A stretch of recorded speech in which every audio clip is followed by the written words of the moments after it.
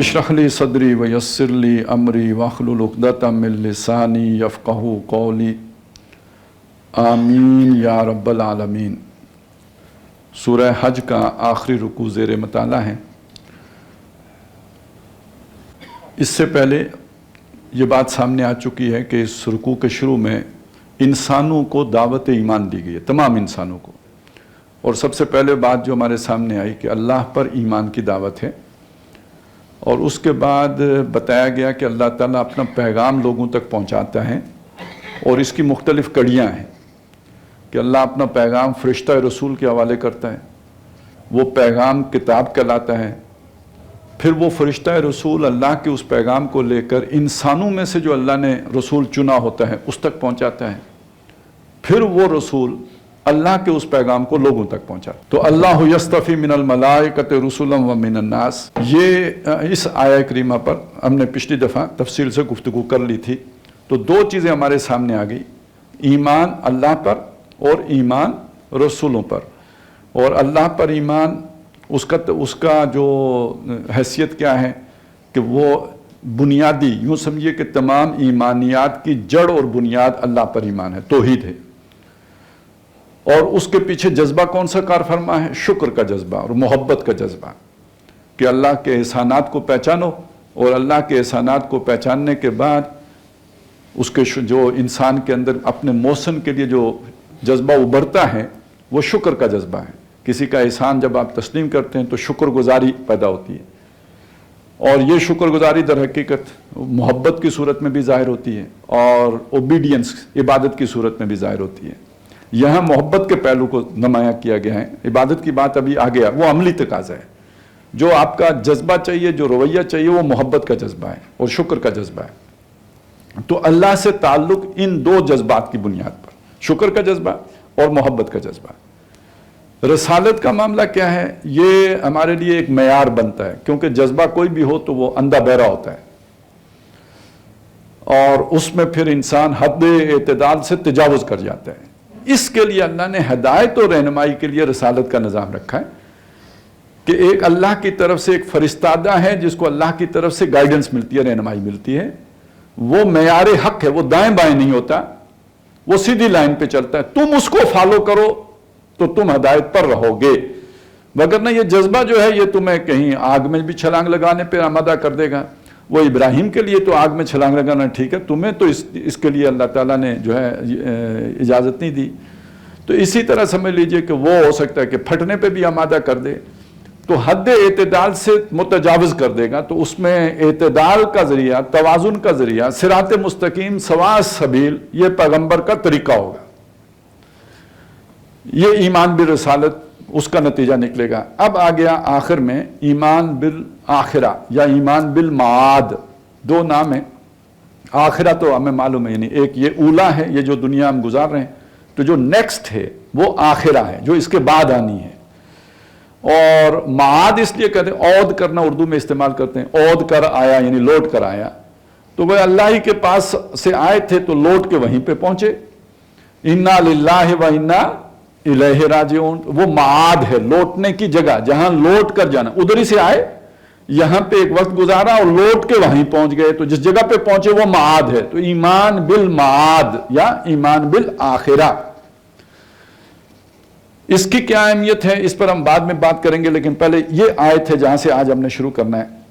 फरमाया यालमु मा बैना ऐदीहिम व मा खल्फहुम, वो जानता है, कौन? वो जिस पर ईमान लाए हैं, जो अल्लाह है, जो अला कुल्ले शैइन कदीर है, बिकुल्ले शैइन अलीम है, समीउन अलीम है। वो जानता है मा बैना ऐदीहिम, जो कुछ के लोगों के सामने है, व मा खल्फहुम, जो कुछ उनके पीछे है।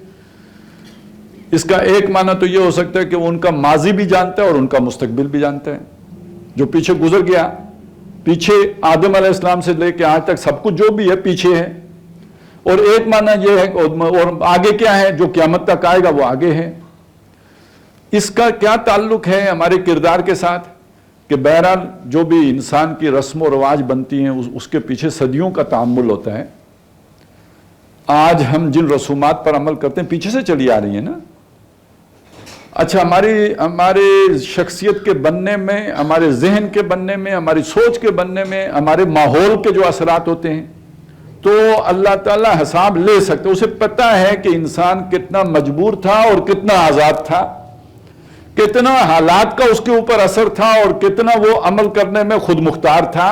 یعلم ما بین، جو پہلے گزر چکا اس کو بھی جانتا ہے، جو آگے، جو اس کے اعمال کے آگے نتیجے نکلنے ہیں اس کو بھی جانتا ہے۔ یہ معنی بھی اس کا آگے جو انطباق یوں بھی ہوگا۔ اور ایک بڑا آسان معنی بھی ہے، جو ان کے آگے ہے اور جو ان کے پیچھے ہے، یعنی ہم آگے ہی دیکھ رہے ہیں، پیچھے تو نہیں دیکھ رہے، تو وہ آگے کو بھی جانتا ہے اور پیچھے کو بھی دیکھتے ہیں، تمام جو بھی ہماری ڈائمنشنز ہیں ان سب سے وہ واقف ہے، دائیں بائیں کو بھی جانتا ہے، اوپر نیچے کو بھی جانتا ہے۔ تو اصل میں یہ جو الفاظ ہیں یہ کیا چیز بتا رہے ہیں؟ جسے دوسری جگہ پہ کہا وَهُوَ بِكُلِّ شَيْءٍ عَلِيمٌ، اسے ہر شے کا علم ہے۔ کہیں کہا یعلم ما فی السماوات وما فی الارض، وہ جانتا ہے جو کچھ آسمانوں میں اور جو کچھ زمین میں ہے۔ یہ بات بتانے کی کیا ضرورت ہے؟ اصل میں دیکھیں نا، یہاں بھی ذکر اللہ کی صفت کا ہو رہا ہے، اللہ کی صفت علم کا، اس کے علیم ہونے کا ذکر ہو رہا ہے، لیکن یہاں وہ کوئی اور معنی دے رہا ہے کہ جاننا اس کا بے مقصد تو نہیں ہے۔ وہ اگر جانتا ہے تو تماشائی کے طور پر نہیں جانتا، وہ خالق ہے، اس نے ایک بامقصد تخلیق کی ہے، اس تخلیق کا نقطہ کمال انسان کو بنایا، اشرف المخلوقات، اس کی زندگی بھی پرپسفل ہے، بامقصد ہے، اور اس کو یہاں امتحان کے لیے رکھا ہے، تو وہ جانتا ہے کہ اس نے کیا کیا، یعنی اس کی بنیاد پر وہ محاسبہ کرے گا۔ آدمی اکاؤنٹیبل ہے، مانیٹرنگ کر رہا ہے۔ یہاں جاننا تماشائی کے معنی میں نہیں، جاننا نگرانی کرنے کے معنی میں ہے، جاننا حساب کتاب کے معنی میں ہے کہ وہ جانتا، اور اس کے لیے یہ نہیں ہے کہ کوئی غلط رپورٹنگ کر کے دے گا تو کوئی خامخواہ پھنس جائے گا۔ وہ ایجنسیوں والے بعض اوقات غلط رپورٹ بھی کر دیتے ہیں تو وہ ڈالے والے آ جاتے ہیں، ٹھیک ہے نا؟ تو ایسا نہیں ہے کہ وہ تمہارے اوپر کوئی ظلم مسلط کر دے، وہ خود اسے معلوم ہے کہ تم کیا ہو۔ تو یعلم ما بین ایدیہم وما خلفہم، وہ جانتا ہے جو کچھ لوگوں کے سامنے اور جو کچھ ان کے پیچھے ہے۔ وَإِلَى اللَّهِ تُرْجَعُ الْأُمُورُ، اور تمام امور اسی کی جناب میں لوٹائے جائیں گے، اسی کی جناب میں لوٹیں گے، وہیں پہنچیں گے، یعنی فیصلہ ہونے کے لیے جتنے بھی معاملات ہیں اللہ ہی کے پاس لوٹ کے جائیں گے۔ ایک آدمی کے متعلق جتنے بھی اس کے اعمال ہیں، اس کے افعال ہیں، اس کا کردار ہے، اس کے تنازعات، اس کے اختلافات جو بھی پیدا ہوئے، ان کا آخری فیصلہ کس نے کرنا ہے؟ اللہ نے کرنا۔ دنیا میں عدالتیں تو لگتی ہیں، لیکن یہ عدالت جو ہے نا حتمی نہیں ہوتی، اس فیصلے کے اوپر ایک فیصلہ اور ہونا ہے۔ یہاں پہ جو بھی جھوٹ سچ جو بھی کچھ ہوا وہ دیکھتا ہے، اسے معلوم ہے، اس علم کی بنیاد پر اس نے آخر میں جا کے فیصلہ کرنا ہے۔ یہ جو ہے چیز، یعنی یہ آخرت کا ایمان، اس کو ذرا سوچئے نا کہ نبی صلی اللہ علیہ وسلم نے کس طرح ہمیں سمجھایا ہے۔ وہ جو سارے، جب آپ تشریف لے گئے معراج پر تو جو واقعات آتے ہیں وہاں کے، تو وہ یہی سمجھانے کے لیے ہے نا کہ یہاں پہ کے اعمال کے وہاں پہ نتیجے نکلتے ہیں۔ پھر اسی طرح جو بہت جامع بات فرمائی کہ کوئی بنی آدم اللہ کے سامنے سے ہٹ نہیں سکے گا جب تک کہ 5 سوالوں کا جواب نہ دے لے۔ کیا سوال ہوں گے؟ پہلا سوال یہ ہے جو ہوگا اس کی عمر کے بارے میں کہ یہ کہاں لگائی تھی، کہاں فنا کی تھی۔ وہ جو بھی آپ کو 70 سال ملے، 80 سال ملے، تو اس میں آپ نے کیا کیا کار ہائے نمایاں انجام دے کر ہمارے پاس آئے ہو، کس کو سرو کر کے آئے ہو، کس کی خدمت کر کے آئے۔ ظاہر صلاحیتیں میں نے دی تھی، یہ آنکھیں میری دی ہوئی تھیں، یہ سماعت میں نے دی تھی، بصارت میں نے دی، یہ عقل میں نے دی، بولنے کی صلاحیت میں نے دی، تم نے کس کی خدمات میں یہ ساری لگائی؟ پوری زندگی کا حساب اتھے رکھ۔ اور اس زندگی کا بہترین پیریڈ دیکھیں نا، آپ اگر 3 حصوں میں زندگی کو تقسیم کریں، بچپنا، جوانی اور بڑھاپا، یہ اول و آخر ضعف ہے۔ بوڑھے آدمی کو ضعیف آدمی کہتے ہیں نا، تو بچہ بھی تو ضعیف ہی ہوتا ہے۔ ضعیف کس کو کہتے ہیں؟ کمزور کو۔ تو بچہ بھی کمزور ہے، تو زندگی کی شروعات بھی کمزوری سے ہے اور اختتام بھی کمزوری ہے۔ یہ درمیان میں ایک عمر ہے جس کو کہا یہ اشداء ہے، یعنی یہ پوری شدت والی عمر ہے، پوری جوبن والی، پورے زور والی، تگڑی۔ اول آخر کمزوری، درمیان میں قوت، طاقت، یہ جوانی ہے۔ دوسرا سوال اسپیشل اس زندگی کے اندر سے جوانی کے بارے میں یہ کہاں لگائی؟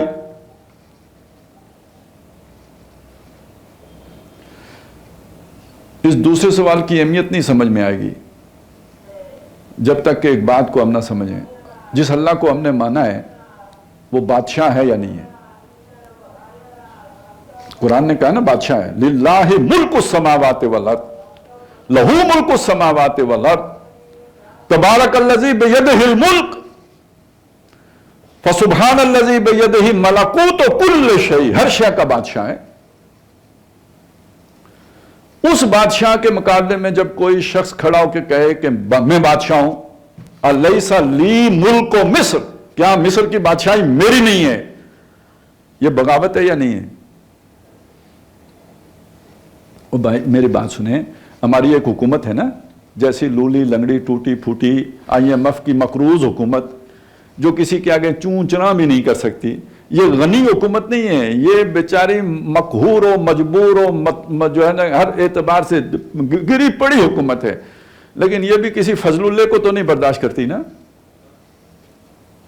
کہتے ہیں rate of the government challenge ہو گئے، سمجھ آئیے؟ بادشاہ کسی دوسرے بادشاہ کو اپنی سرزمین کے اندر برداشت نہیں کرتا، بالکل نہیں کرتا، گرا پڑا بھی ہو تب بھی نہیں کرتا۔ وہ تو علی کل شیء قدیر ہے، قوی عزیز ہے، اسے تو کوئی مجبوری نہیں، وہ تو کہ غنی عن العالمین ہے، وہ تو کسی کے آگے سے جو ہے نا جھکا ہوا نہیں ہے، وہ تو فقیر نہیں ہے۔ اس کی بادشاہی کے اندر کوئی فرعون کھڑا ہو کے کہے کہ مصر کی بادشاہی میری ہے، تو وہ تو چاہے تو سیکنڈوں میں پیس کے رکھ دے، لیکن نہیں، وہ اسی میں تو امتحان لیتا ہے نا کہ اب دیکھتے ہیں موسیٰ کے ساتھ کون کھڑا ہوتا ہے۔ موسیٰ اللہ کے ماننے والے، انہوں نے کہا میں تو اللہ کو بادشاہ مانتا ہوں، کسی دوسرے کی بادشاہی کو تو نہیں مان سکتا۔ اس نے کہا انا ربکم الاعلی، میں بڑا بادشاہ ہوں تمہارا۔ میں کہا نہیں۔ اس نے کہا یہ فما ربکما یا موسیٰ، موسیٰ یہ تمہارا رب کون ہے؟ میں ہوں نا، تو اس کے علاوہ کون ہے تمہارا رب تم دونوں کا، ہارون اور تمہارا؟ بتا رب السماوات والارض وما بینہما، وہ رب ہے جو آسمانوں کا رب ہے، جو زمین کا رب ہے، جو کچھ ان کے مابین ہے ان سب کا رب ہے۔ تو اتنی سی کس شے پہ تو اتنا ناچ رہا ہے؟ وہ رب ہے ہمارا۔ یہ جو رب ہے، یہاں اگر کوئی کھڑا ہو کہ یہ کہے کہ مصر کی بادشاہی میری ہے تو اسے گوارا نہیں۔ جب گوارا نہیں تو جو اس کے ماننے والے ہیں امتحان ان کا ہے کہ وہ اس جھوٹے بادشاہ کی، اس باغی بادشاہ کی، اس اللہ کے نافرمان بادشاہ کی اطاعت کرتے ہیں یا مخالفت کرتے ہیں۔ اگر اطاعت کرتے ہیں تو اس کی وفاداری سے نکل گئے یا نہیں نکل گئے؟ ایک وقت میں دو کے وفادار تو نہیں، دو بادشاہوں کی وفاداری ہو سکتی ہے ایک وقت میں؟ نہیں ہو سکتی۔ اور اس میں ضعف، جب انسان کمزور ہے تو مجبور ہے، جب جوان ہے تگڑا ہے، اس کی اہمیت یہاں پہ ہے۔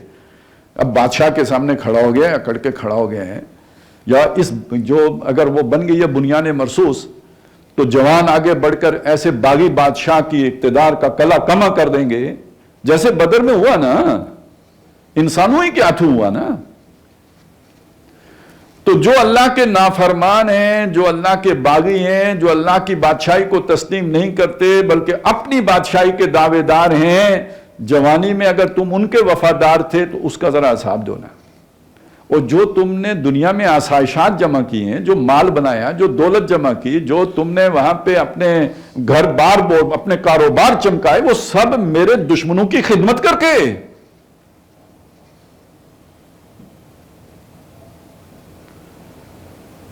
تو یہ جوانی کا حساب علیحدہ ہے، پوری عمر کا حساب علیحدہ، جوانی کا حساب علیحدہ۔ یہ میں نے تھوڑا تفصیل سے پتہ ہے کیوں بتایا؟ ہمارے دور میں نیکی کا دورہ پڑتا ہے 60 سال کے بعد، ادھر سے ریٹائرمنٹ کا پروانہ آتا ہے، تو ادھر سے بندے کو جو ہے نا وہ اللہ کی محبت، اب وہ سمجھا اب یہ ٹائم ہے کہ اللہ کو راضی کریں۔ زندگی کا بہترین دور تو کسی اور کو راضی کرنے میں لگا دیا، ہاں ایک آدمی کو سمجھ ہی جا کے 60 سال کی عمر میں آئی تو ایک علیحدہ مسئلہ ہے، وہ تو زندگی کے کسی موڑ پہ سمجھ آ گئی، وہ غفور ہے، وہ رحیم ہے، وہ سارے گناہ بخش دینے والا ہے۔ یہ نہیں کہ ایک آدمی کو سمجھ جا کے 70 سال کی عمر میں آئی تو اس کے لیے گنجائش کوئی نہیں ہے، نہیں، اس زندگی کے آخری سانس میں بھی سمجھ آ گئی، اسے افسوس ہوا کہ میں نے کیا کیا تھا، غم ہوا، دکھ ہوا، اور اس کے بعد وہ اللہ کی طرف 2 آنسو نکل گئے اس کے، یہ سارے کیے کرائے کے اوپر جو ہے نا وہ جھاڑو پھر جائے گا، وہ صاف پاک صاف معصوم ہو جائے گا۔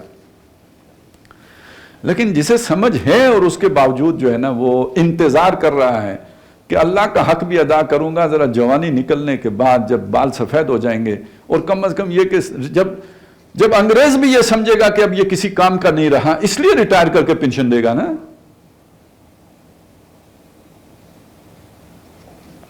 اب بندہ کہے کہ میں اللہ کو یہ تو بڑی جناب یہ گھاٹے کا سودا ہے، یہ اللہ کو تو نہیں چکر دیا جا سکتا۔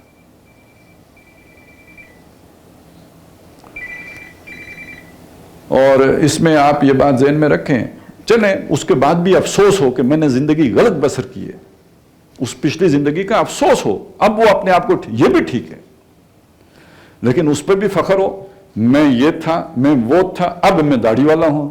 تو بھئی آپ یہ تھے، آپ وہ تھے، کس کے تھے؟ کس کے خادم تھے؟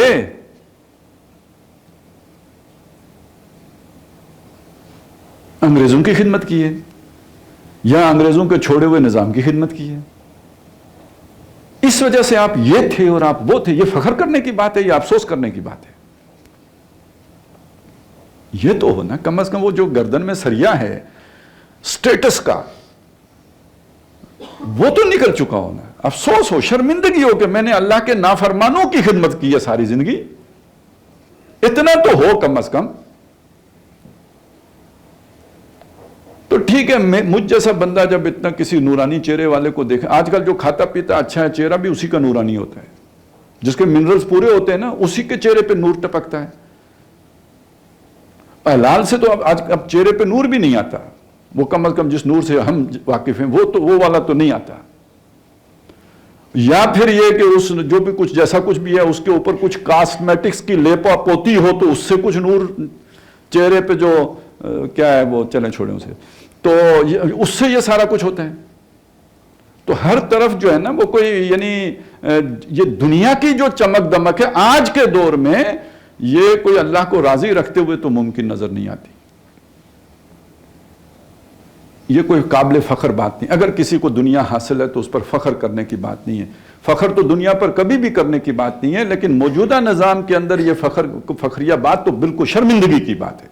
مجبوراً اگر کسی کو کرنا پڑا ہے، مجبوراً اگر خنزیر کھانا پڑے تو فخر کی بات تو نہیں ہے، مجبوراً اگر حرام کھانا پڑے تو فخر کی بات تو نہیں ہے، تو مجبوراً اگر کسی فرعون کی خدمت کرنی پڑے تو فخر کی بات تو نہیں ہے۔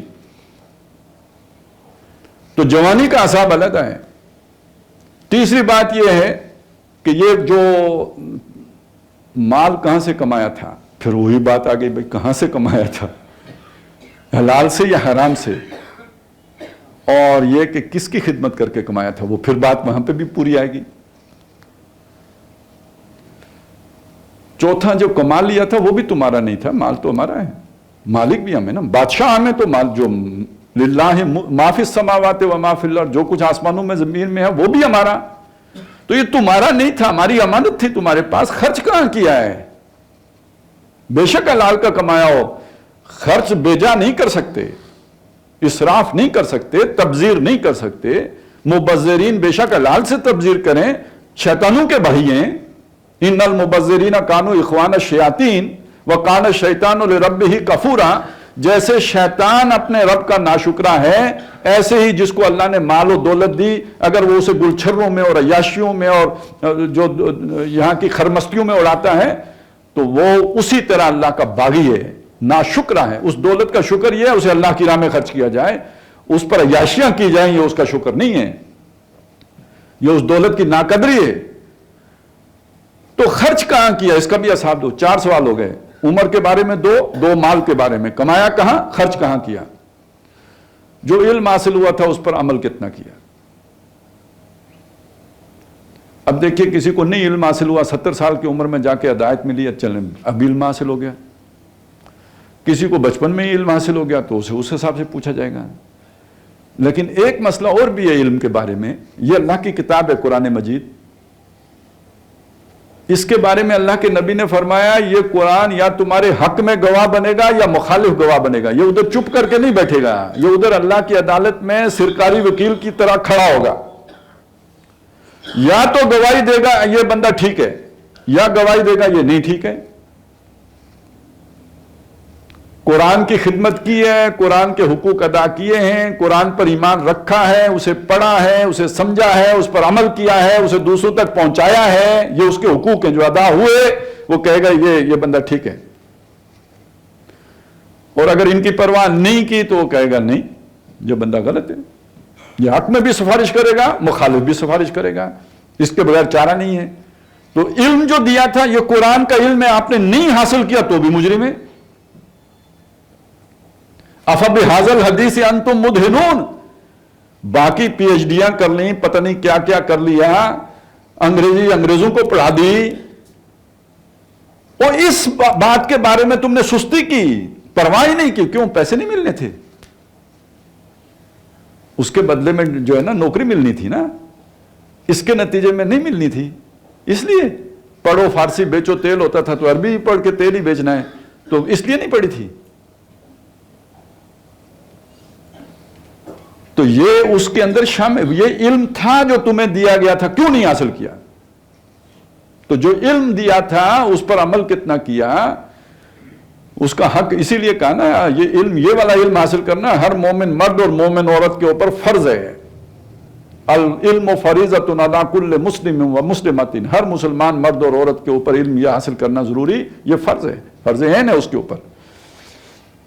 تو بہرحال یہ بات اب سمجھ میں آئی کہ یہ آخرت جو ہے یہ ایک محاسبہ اور اکاؤنٹیبلٹی اور انسان کے بارے میں اس کی پوچھ گچھ پوری زندگی کے بارے میں یہ تصور جب راسخ ہو جاتا ہے اب انسان کا کردار ٹھیک ہوتا ہے. یہ تصور اگر راسخ نہ ہو تو انسان کا تصور ٹھیک نہیں رہتا، انسان کا عمل ٹھیک نہیں ہوتا. اب آپ اگر دیکھیں نا سورہ بقرہ کے شروع میں ایمان کا جب ذکر آیا ہے تو پہلے تو یؤمنون بالغیب آ گیا، اس کے بعد آیا یؤمنون بما انزل الیک وما انزل من قبلک وبالآخرۃ ہم یوقنون. دیکھیے باقیوں کے لیے ایمان، آخرت کے لیے یقین کامل، دل میں جا کے راسخ ہو جائے، دل پہ ٹھک جائے. یہ ہے اصل میں اگر پیدا ہوگا. اس سے کیا چیز نکلے گی؟ اس سے تقوی پیدا ہوگا. اور انسان کے تمام کردار کو ٹھیک کرنے والی چیز تقوی ہے، خدا کا خوف، اللہ کے سامنے پیش ہونا ہے، اللہ کے سامنے جواب دینا ہے. یہ چیز انسان کو بالکل سیدھا رکھتی ہے. سورۃ العلق میں اللہ تعالیٰ نے بتایا کہ انسان جو ہے نا اس کا رجحان یہ ہے کہ یہ سرکش ہو جاتا ہے، باغی ہو جاتا ہے، یہ پٹڑی سے اتر جاتا ہے. ان الانسان لیطغی، بے شک انسان طغیانی پہ آ ہی جاتا ہے، یعنی نافرمانی کرنے ہی لگتا ہے. کیوں کرتا ہے؟ الراہ استغنا، جب یہ دیکھتا ہے پکڑ نہیں. اب یہ بہت اہم بات ہے جو کہی گئی. دیکھیں کبھی کسی آدمی کو جانتے بوجھتے کسی جو طبعی قانون ہے اس کی خلاف ورزی کرتے دیکھا ہے؟ مطلب کوئی آدمی جانتے بوجھتے اس ہیٹر میں ہاتھ ڈالے گا؟ کبھی نہیں ڈالے گا. کبھی انگارہ پکڑ کے منہ میں ڈالے گا؟ سوال ہی نہیں پیدا ہوتا.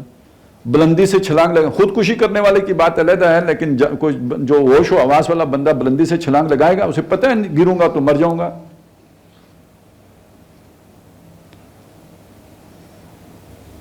کوئی الٹا کام ہم نہیں کرتے. پانی میں جب تک وسائل نہ ہوں اس میں چھلانگ نہیں لگاتے کہ ڈوب مریں گے.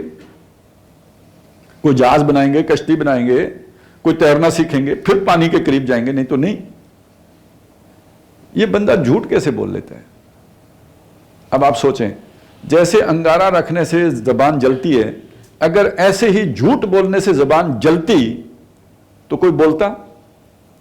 نہ بولتا. جیسے آپ نے کوئی وہ جو ہے نا ایسی چیز کھا لی جس سے جا کے پیٹ میں مروڑ پیدا ہوئے اور آپ کو جو ہے نا وہ پیٹ ہلکا ہو گیا، آپ وہ نہیں کھاتے. جمال گوٹا نہیں پیتے نا، لیکن یہ کہ حرام مال کھا لیتے ہیں. اگر اس حرام مال کھانے سے بھی پیٹ میں درد شروع ہو جاتا اور جو ہے اینٹھن ہو جاتی، پھر بھی کوئی کھاتا ہے حرام مال؟ کوئی نہیں کھاتا، سوال ہی نہیں پیدا ہوتا کوئی کھاتا. تو اللہ تعالیٰ نے یہاں پہ جو فزیکل لاز ہیں ان کو تو مؤثر رکھا ہے، افیکٹو ہیں، لیکن جو مورلٹی ہے، مورل لاز ہیں، ان کو اللہ تعالیٰ نے یہاں پہ نان فنکشنل ہیں، وہ ان کا کوئی اثر نہیں ہوتا. آخرت میں کیا ہوگا؟ یہ آگ ہے جو کھا رہے ہیں، لیکن یہ ظاہر جا کے آخرت میں ہوگی. ما یاکلون فی بطونہم الا النار، وہ نہیں اپنے پیٹوں میں بھر رہے وہ حرام جو کھا رہے ہیں، مگر آگ بھر رہے ہیں. لیکن آج وہ آگ لگتی نہیں ہے پیٹ کے اندر، وہ لگے گی جا کے آخرت میں. تو چونکہ دنیا میں پکڑ نہیں ہے، دنیا میں وہ حرام کھانے کے نتیجے میں پیٹ میں آگ نہیں لگتی، جھوٹ بولنے کے نتیجے میں زبان پہ چھالا نہیں پڑتا، کسی کا نقصان کرنے کے نتیجے میں ٹانگ نہیں ٹوٹتی، اس لیے انسان سرکش ہو جاتا ہے. اسے قابو میں رکھنے والی چیز کیا ہو سکتی ہے؟ اِنَّ إِلَىٰ رَبِّكَ الرُّجْعَىٰ، بے شک تجھے اپنے رب کی طرف لوٹ کے جانا ہے. یعنی آج یہ نہیں ہو رہا، کل ہوگا. اب آپ سوچئے، جسے یہ یقین ہو کہ آج کے جھوٹ کا کل چھالا پڑے گا، جسے یہ یقین ہو کہ آج کے حرام کھانے کا نتیجہ کل پیٹ میں آگ لگنے کی صورت میں نکلے گا، جسے یہ یقین ہو کہ آج جسم کے غلط استعمال کے نتیجے میں کل سموچا جسم آگ میں جلے گا، یقین کی بات اگر ہو، اب وہ غلط کام کرے گا؟ اب وہ حرام کمائے گا، حرام کھائے گا، حرام کام کی طرف جائے گا، حرام کاری میں ملوث ہوگا؟ نہیں. تو یہ آخرت کا یقین ہے جو انسان کے عمل کو سیدھا رکھتا ہے. اس کو ایک اور چیز سے سمجھ لیجئے، اللہ پر یقین ہے تو اللہ سے کیا مانگے؟ آخرت کا نہیں ہے، اللہ کا ہے، تو کیا مانگیں گے اللہ سے؟ دنیا مانگیں گے. فَمِنَ النَّاسِ مَن يَقُولُ رَبَّنَا آتِنَا فِي الدُّنْيَا، لوگوں میں وہ بھی ہیں جو کہتے ہیں ہمارے رب ہمیں دنیا میں دے. وَمَا لَهُ فِي الْآخِرَةِ مِنْ خَلَاقٍ، کسی دیوی سے نہیں مانگتے، کسی بت سے نہیں مانگتے، کسی پیر سے نہیں مانگتے، پنڈت سے نہیں، پروہت سے نہیں، اللہ سے مانگتے ہیں، لیکن مانگتے دنیا ہیں، آخرت میں ان کا کوئی حصہ نہیں ہے. یہی بات جو ہے وہ دوسری جگہ بھی کہی، انسان کی آزمائش کرتا ہے اللہ تعالیٰ. فَأَمَّا الْإِنسَانُ إِذَا مَا ابْتَلَاهُ، جب اللہ تعالیٰ اس کو، دنیا امتحان کے لیے بنی نا، امتحان کی ایک صورت کیا ہے؟ فَأَمَّا الْإِنسَانُ إِذَا مَا ابْتَلَاهُ، جب انسان کو آزماتا ہے، رَبُّهُ، اس کا رب، فَأَكْرَمَهُ، اس کو عزت دیتا ہے، دنیا کا سٹیٹس بڑا کر دیتا ہے، کوئی عہدے مرتبے دے دیتا ہے، فَأَكْرَمَهُ وَنَعَمَهُ، خوب نعمتیں دیتا ہے. فَيَقُولُ رَبِّي أَكْرَمَنِ، اب وہ خوش ہو کے کہتا ہے میرے رب نے مجھے بڑی عزت دی، بڑا احسان ہے. یہاں پہ تو ایک وہ رکشہ لے کے پیچھے، یہ سب میری ماں کی دعا ہے، تو اتنا بڑا ہو جائے تو کیوں نہیں احسان مانے گا؟ مولا کا کرم ہے، فلانے کی دعا ہے، تو اب تو وہ پھولے نہیں سمائے گا کہ یہ مجھے اتنا کچھ دنیا میں مل گیا، اور یہ کہ میرے رب نے مجھے عطا کیا. یہ نہیں کہا کسی اور کے ذمہ نہیں، اللہ ہی کے ذمہ لگایا، میرے رب نے مجھے دیا. وَأَمَّا إِذَا مَا ابْتَلَاهُ، اور جب وہی رب اسے آزماتا ہے، فَقَدَرَ عَلَيْهِ رِزْقَهُ، اس کو رزق ناپ تول کے دینا شروع کر دیتا ہے، حساب کتاب کا آنے لگتا ہے، مشکل حالات آ جاتے ہیں، تنگ دستی ہو جاتی ہے، اب بجٹ بنانے میں دشواری پیش آتی ہے. فَيَقُولُ رَبِّي أَهَانَنِ، وہ کہتا ہے میرے رب نے میری بےزتی کر دی، مجھے ذلیل کر دیا، مجھے رسوا کر دیا، ہاتھ پھیلانے پہ مجبور کر دیا. کلا، نہیں. دیکھیے یہ جو پوری دو سٹیٹمنٹس تھی، اس میں غلطی کیا تھی؟ رب نے ہی عزت دی نا، رب نے ہی ذلت دی نا، تو کیوں کہا نہیں یہ غلط کہتا ہے؟ اس لیے کہ دنیا کی عزت عزت نہیں ہے، اور دنیا کی ذلت ذلت نہیں ہے. یہ عزت اور یہ ذلت امتحان کے لیے تھی، اصل نتیجہ تو جا کے آخرت میں نکلنا ہے. وہ یوم التغابن وہ ہے جس دن ہار اور جیت کا فیصلہ ہوگا، اس دن پتا چلے گا کس کو عزت ملی اور کس کو ذلت ملی. اب دنیا میں فرعون کو کتنی عزت حاصل تھی، اور آخرت میں اس کے مقدر میں ذلت ہوگی. آج کتنی عزت والے ہیں کہ کل جو رل رہے ہوں گے. آپ ذرا سوچیں نا، کیا نقشہ کھینچا ہے اللہ تعالیٰ نے.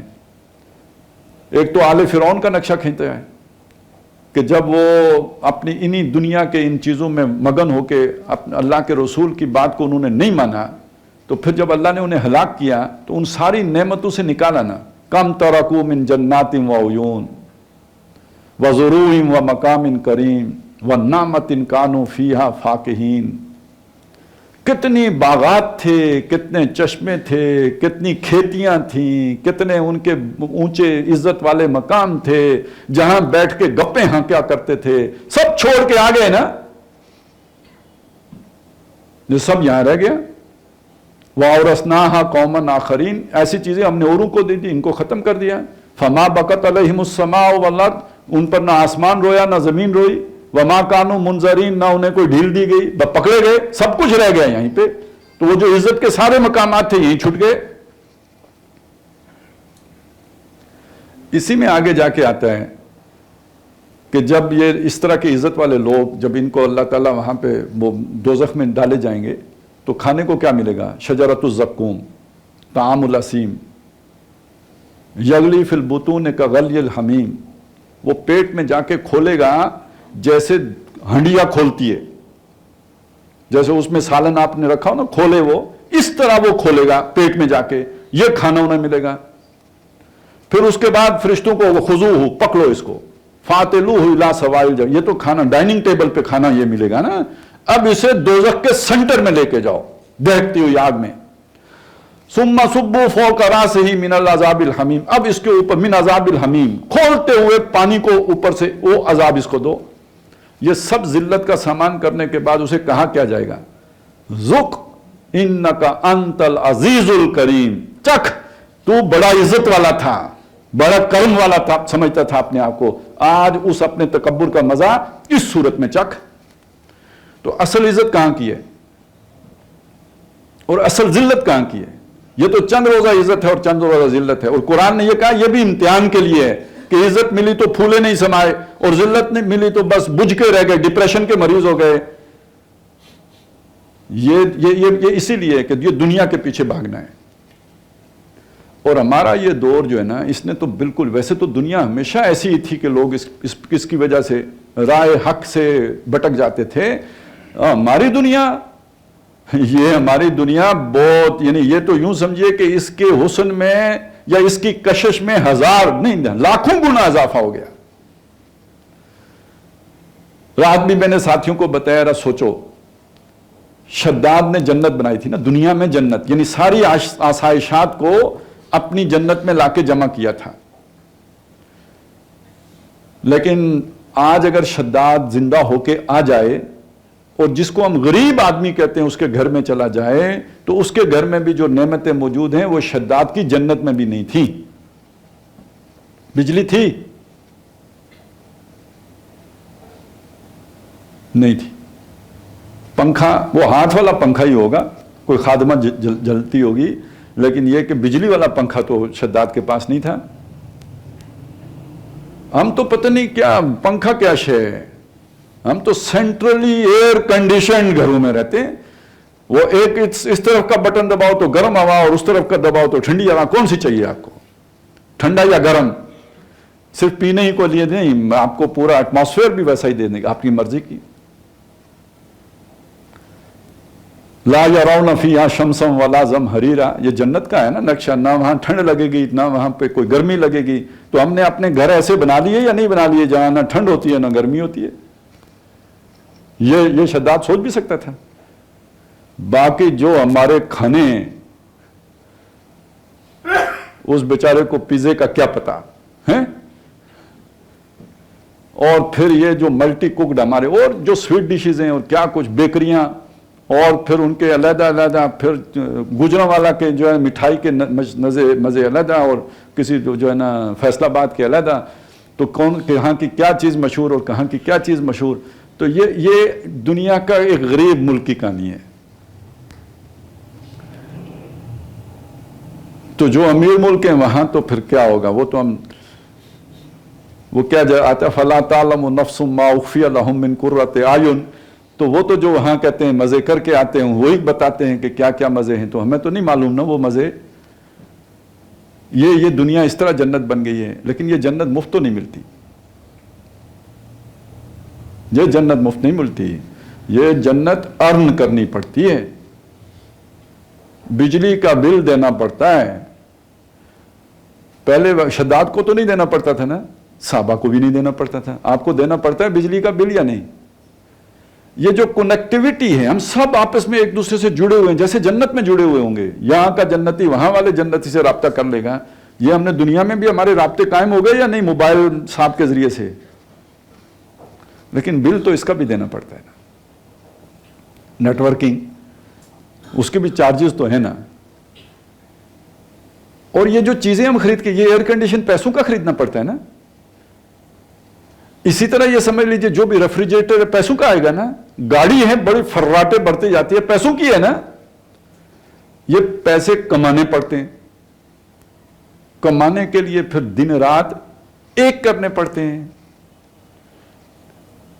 और उसका नतीजा ये है, यानी अल्लाह के नबी ने सल्लल्लाहु अलैहि वसल्लम ये बताया कि नमाज से ज्यादा कीमती शय तो कोई नहीं हो सकती ना। वो भी बच्चे को किस उम्र में सिखानी है, कितनों को पता है? 7 साल की उम्र में। आज ये दुनिया की मजबूरी ये है कि हम 3.5 साल का बच्चा जाके स्कूल छोड़ आते हैं। उसके ज़हन पे उसके क्या असरात होते हैं वो हमें नहीं पता। अगर वो कोई 3.5 साल उम्र सीखने की होती तो नमाज सिखाने का कहते ना अगले। उसकी आजादी को डिसिप्लिन कर देते हैं, यानी उसे गुलामी सिखाना शुरू कर देते हैं। और वो दुश्मन के बच्चों को पढ़ा के उसको एक अच्छा गुलाम बना देते हैं। अब वो अपने आप को समझता है मैं तो बाबू हो गया हूं, मिस्टर सुनी गड्डी वाला, बाबू सुनी गड्डी वाला हो गया हूं। लेकिन असल में तो उसके ज़हन को कैद कर दिया गया है। अब उसके अंदर कोई आजाद ख्याली नहीं आएगी। अब उसे जो तज़किया उसका किया गया, उसका नतीजा क्या निकला? Boss is always right. वो जो भी फिरौन है, नमरूद है, वो बॉस है, ऑलवेज राइट। अब समझ आई दुश्मन के बच्चों को क्यों पढ़ाना है? नहीं आई। ये लॉर्ड मकाले आया था ना, वो दुश्मन के बच्चों को पढ़ाने आया था, निजाम तालीम वो लेके आया था। और वो सबक हमने ऐसा पढ़ा कि हमें गाना भी याद आता है, तो दुश्मन के बच्चों को पढ़ाने का याद आता है। ये सुन्नतें हैं जो छोड़ी हुई अंग्रेज की, जिनका हम एया करते हैं। तो ये लोग क्यों जाते हैं इसके पीछे? इसके नतीजे में दुनिया मिलती है। अच्छा ओहो क्या दुनिया, वो लॉर्ड मकाले को मारो गोली, उसके निजाम तालीम को गोली मारो। आज हम दीन का इल्म भी इसलिए हासिल करते हैं कि उसके नतीजे में भी दुनिया मिलती है। अब तो जब से इस्लामी बैंक आए ना, आप मुफ्ती बन जाएं, उसके बाद जरा थोड़े बड़े मौलवी साहब को किसी न किसी तरह जो है ना डोरा डाल लें, डोरी डालें या डोरा डालें, वो आपकी मर्जी है। तो कोई ताल्लुक जिस तरह भी, जिस वास्ते से भी उनसे बन जाए, रिश्तेदारी हो जाए, तो फिर तो क्या कहने, फिर तो 4 और 5 घी में हो गई। उससे कम भी अगर हो जाए, कोई ताल्लुक बन जाए, तो आप किसी न किसी बैंक के वो शरिया एडवाइजर अहल हो जी।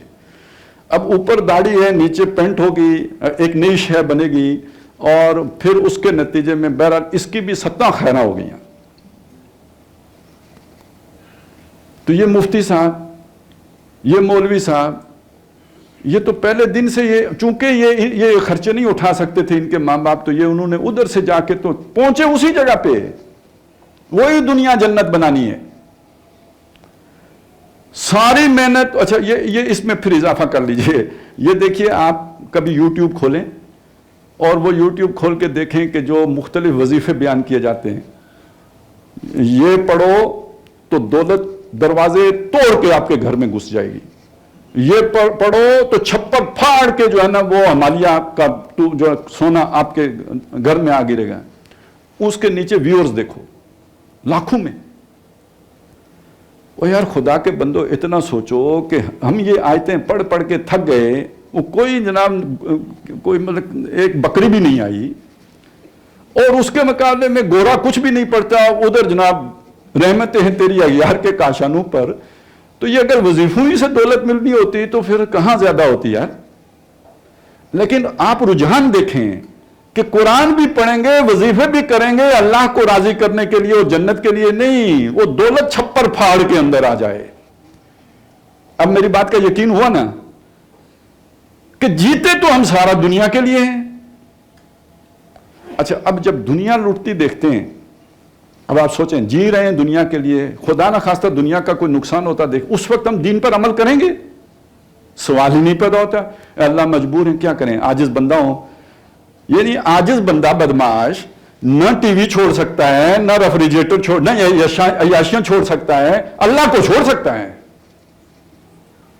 تیرا حکم نہیں میں مان سکتا, یہ عیاشیاں نہیں چھوڑوں گا میں. اور اب یہ سارا کر کے تو پھر آخری عمر میں جب کوئی کام کرنے کے قابل نہیں رہا, نکھٹو خان ہو گیا, اب اس نے کہا یا اللہ کرم, اے مولا کرم. اچھا پھر بھی اس کے بعد بھی کرسی پہ بیٹھ کے,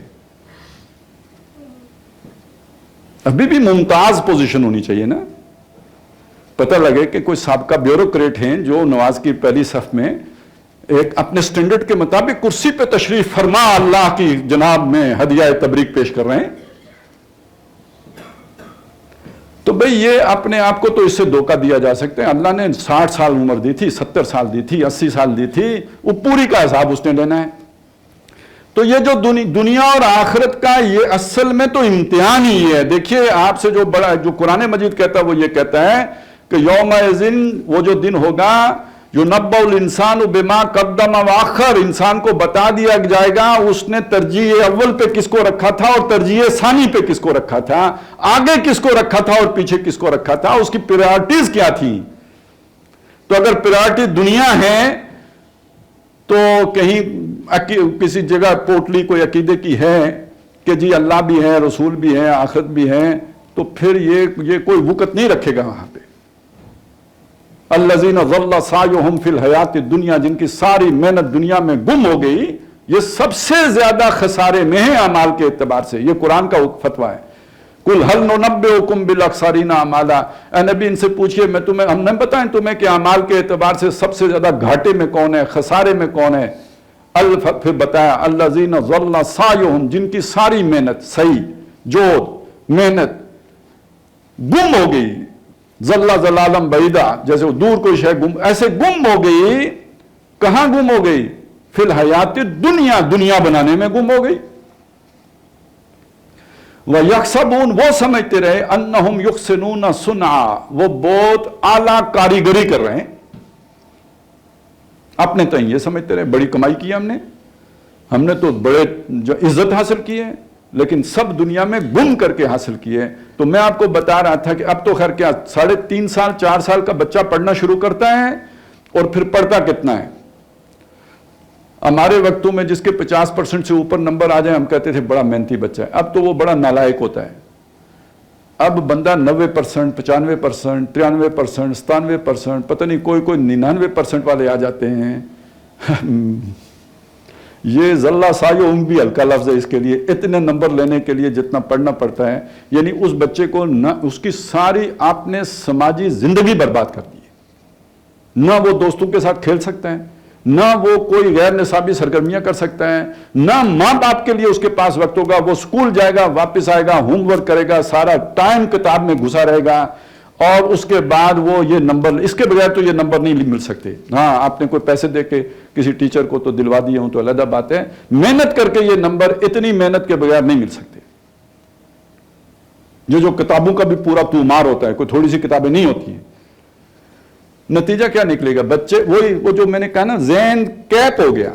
اب اس کے اندر آزادی سے سوچنے کی صلاحیت پیدا ہی نہیں, موقع ہی نہیں ملا. وہ تو ایک طرف آپ نے لگا دیا ہے, کوئلوں کا بیل بنا دیا آپ نے اسے. بابو تو بن جائے گا لیکن یہ کہ اس کی آزاد سوچ نہیں پیدا ہو سکتی اس کے اندر, کوئی کریٹیوٹی اس کے اندر نہیں آ سکتی. وہ تو کیپ ہو گئی. پہلے وہ جب جس بننی تھی اسی وقت کیپ کر دی گئی. اس طرح کے بابوں پہ ہمیشہ آ کے جو چروائے لوگ ہوتے تھے نا وہ حکمرانی کیا کرتے تھے. کچھ عرصہ یہ بابے جو ہے نا یہ ان کی حکومت رہتی تھی. پھر وہ آزاد پنچھی آتے تھے صحرا سے, یا یہ کہ پہاڑوں سے اترتے تھے, جن کی کوئی ایجوکیشن نہیں ہوئی ہوتی تھی, جن کی کوئی سویلائزیشن نہیں تھی, آزاد لوگ تھے. ان کے اندر وہ طاقت ہوتی تھی, ان کے وہ دماغ ہوتے, وہ آ کے ان پہ ان سب کو نوکر رکھ لیتے تھے. یہ جو تلپٹ کرتے تھے آ کے وہ یہی لوگ ہوتے تھے.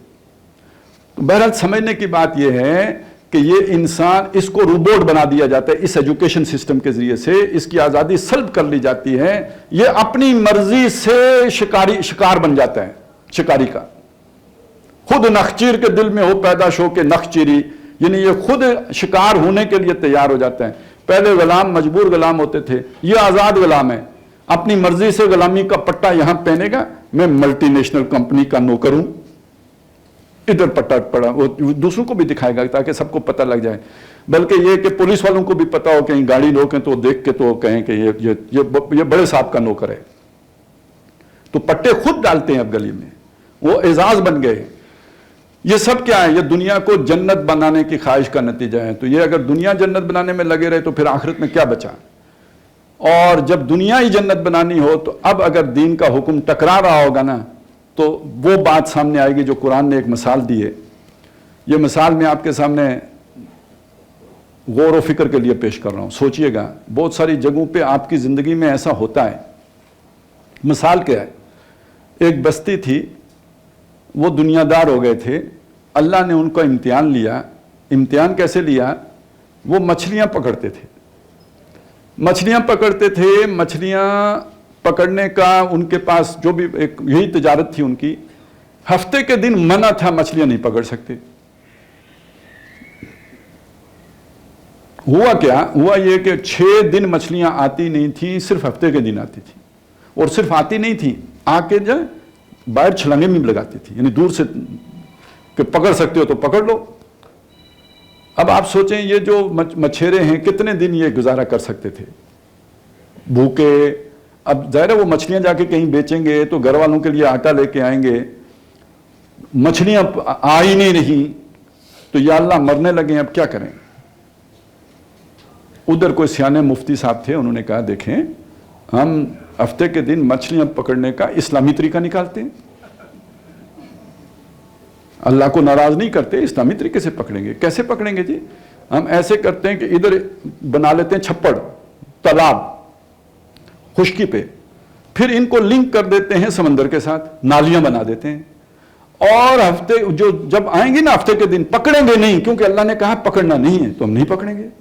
इनको यहां से हाँक के, धक्के बहुत से जो है ना समेट के, उन नालियों से गुजार के उन तालाबों में पहुंचा देंगे। जब वहां पहुंच जाएंगी, नालियां कर देंगे बंद। अब कैसे वापस जाएंगी? इतवार को पकड़ेंगे। ये अब जब आपके दिल में दुनिया रची बसी हो तो हफ्ते के दिन मछलियां पकड़ने का ये है इस्लामी तरीका। अब फतवा नहीं लग सकता आप पर। सवाल ही कैसे? आपने पकड़ी ही नहीं। कोई कहे तुमने हफ्ते का दिन जाया कर दिया, कितने मछली? कोई मछली नहीं। और ये इसी तरह खेल खेलता है आदमी अल्लाह के साथ। ये खेल है जो खेला गया है। यहां ये मुझे सच्चा वाकया बंदे ने सुनाया। वो डॉक्टर हैं, मतलब इज्जतदार आदमी है, उन्हें झूठ बोलने की कोई जरूरत नहीं थी कि एक बंदे को पैसे चाहिए थे। वो जो हाजी साहब होते हैं वो बड़े वाले, उनके पास गया पैसे लेने। उन्होंने कहा मैं तो इसको 5 लाख दूंगा, तो वापस तो मैंने 12 लाख लेने हैं। कोई साल का पीरियड था या क्या था, 12 लाख वापस लेने हैं। उसने कहा ये तो ठीक नहीं। उसने कहा नहीं, मैं आपको इस्लामी तरीका बताता हूँ। उसने कहा ये मेरी गाड़ी है, ये आप जो है ना ये खरीद लो 5 लाख रुपए में। वो उसने 5 लाख रुपए में उसे बेची, और गाड़ी नहीं दी, चाबी दी। उसने कहा अब मुझे ये 12 लाख रुपए में वापस बेच दो। ये करके उसने, यानी अब उसने उसे वापस कितने देने हैं? 12 लाख। लिए कितने उससे? 5 लाख। चेंज क्या किया था? चाबी। वही पकड़ा के 5 लाख ले लिए और वही वापस लेके तो 12 लाख अपने ऊपर कर्ज ले लिया। अब फतवे में तो ये बिल्कुल ठीक हो गया जी, क्या कर सकते हैं आप? लेकिन इसमें आप अल्लाह को भी चक्कर दे सकते हैं। उसको तो पता है ना क्या चक्कर चला है। तो जब आप पर दुनिया छा जाए, आप दुनियादार हो जाएं, फिर अल्लाह के अहकामात के साथ भी आप वही करते हैं जो कोई हफीजुद्दीन पीरजादा आईने पाकिस्तान के साथ करता है। इससे आप समझ लें कि ईमान बिल आखिरत की अहमियत क्या है। आखिरत अगर मुस्तहज़र नहीं है, आखिरत पर यकीन नहीं है, तो दुनिया में इंसान नेकी के रास्ते पे नहीं चल सकता। हर नेकी कुर्बानी मांगती है। कोई नींद की कुर्बानी मांगती है, कोई आराम की कुर्बानी मांगती है, कोई चैन की कुर्बानी मांगती है, कोई ताल्लुक कुर्बान करना पड़ता है। कहीं पे जो है ना बहुत बड़ी जान की बाजी खेलनी पड़ जाए, उसके बगैर नेकी नहीं होती। تو اگر آخرت پیش نظر نہ ہو تو نیکی کے راستے پہ تو بندہ نہیں چل سکتا. پھر بندہ نیکی کا اپنا ایک تصور بنا کے اس پہ چل لے گا کہ وہ والی نیکی کہ جس سے کسی کو تکلیف نہ پہنچے, سب کہیں بہت اچھا آدمی ہے, بڑا نیک آدمی ہے, لیکن ناراض کوئی نہ ہو, پھر وہ آدمی اس راستے پہ چلے گا. کیوں؟ اس سے دنیا بچی رہتی ہے. کوئی شخص مرا تو حضرت عمر رضی اللہ تعالیٰ عنہ کے دور میں لوگوں نے کہا کہ بہت اچھا آدمی تھا, یہ ہر ایک اس سے خوش تھا. تو انہوں نے کہا یہ تو منافق ہی ہو سکتا ہے جس سے ہر کوئی خوش ہو.